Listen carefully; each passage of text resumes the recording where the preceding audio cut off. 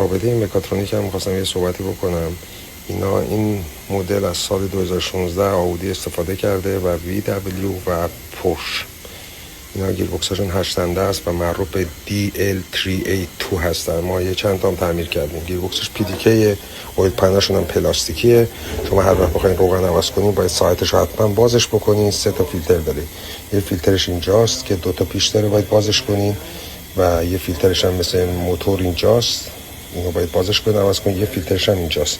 این 3 تا فیلتر عوض میشه و اینا مکاترونیکشه. اینا جدا میفروشن، میتونین جدا تعویضش بکنین و پروگرام لازم داره و 2 تا موتور داره که این موتوراش پمپ برای پمپشه. این پمپش با موتور الکترونیکه. یه دونه هم داره که بیرونه، اینم 2 تا پمپاشون.